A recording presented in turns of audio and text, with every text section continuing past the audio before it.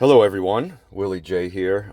Being that I'm living in the woods right now, which I actually enjoy.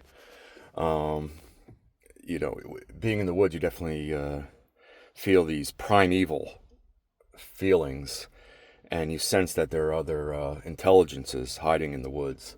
I, for one, believe in the Fae, or the good people, as the Irish call them. I know the Irish like to use other words for them because they're afraid of inviting these beings into their lives. But I'm fascinated um, by the good people, and I really do believe they live in the woods. I'm not a schizophrenic, but I truly believe this. And the woods of Europe and North America, and well, I guess every culture has their own version of the good people. So, anyway, there was this book, this fantasy book, and I'm not, despite my mythical imagination, I don't really read too much fantasy or even science fiction. I mostly read philosophy. But there was this fantasy book written in the early 1980s called Little Big, and can you see it? Little Big by John Crowley, not related to Aleister Crowley. Um, and it's about a family that lives in upstate New York, and their lives are intertwined with fairies, not gay fairies, fairies, in very subtle ways. The fairies are there, but they're just sort of lurking just beyond the bush. Anyway, one of the members of this artsy, rather bohemian family who lives in the woods of upstate New York and is subtly intertwined with fairies moves to a decaying New York City, because I suppose early 80s New York City was kind of a decaying New York City. And he moves in with a bohemian friend of the family who lives in Harlem. And Harlem is sort of dilapidated, from what I've heard, it was in the 1980s. And this friend of his owns sort of like a large building, a brownstone type building uh, in Harlem. And in the back, there's sort of like a little yard and garden. And this Harlem bohemian is running a farm in the back of his building, and he has different people, some people from the neighborhood, working on this farm. Also, some maybe more mysterious beings working on this farm.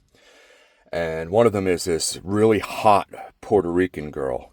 When I say girl, I mean, obviously she's like in her 20s. This really hot Puerto Rican girl in her 20s, and this guy from this esteemed fairy intertwined family um, falls in love with this Puerto Rican girl, and she falls in love with him. And the Puerto Rican girls, when you have a fetish like I do, not just Puerto Ricans, but Latinas in general, if you find a good one, there's just something so much more romantic and glorious about a good Puerto Rican woman and Latinas in general.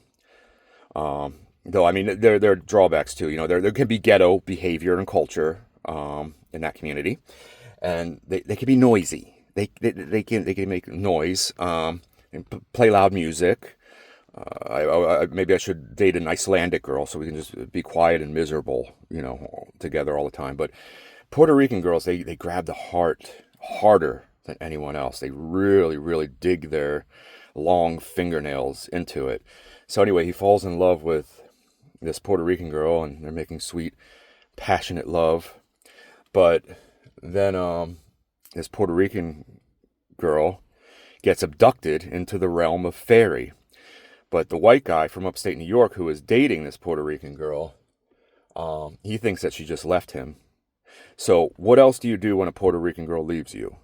You become a homeless alcoholic. What else is there? I mean, I'm not drinking, but what else is there to do but become a homeless alcoholic on the streets of Manhattan? That's what this character does. All of a sudden, he's just shuffling all over the city in the dead of winter, getting blasted on cheap vodka, and that's the only thing that can keep away the cold. And I can relate to that, because when any other girl leaves you, it's sort of quite survivable. But when a Puerto Rican, when a good Puerto Rican or a perfect Puerto Rican leaves you, or a good or perfect Latina leaves you, it's barely survivable sometimes. Barely survivable. So anyway, well, I won't give away any spoilers, but let's just say I actually did write a letter to John Crowley to express my admiration for his novel. And then I got pissed off because I sent a sample of my own writing, and he did not seem as impressed as he should have been.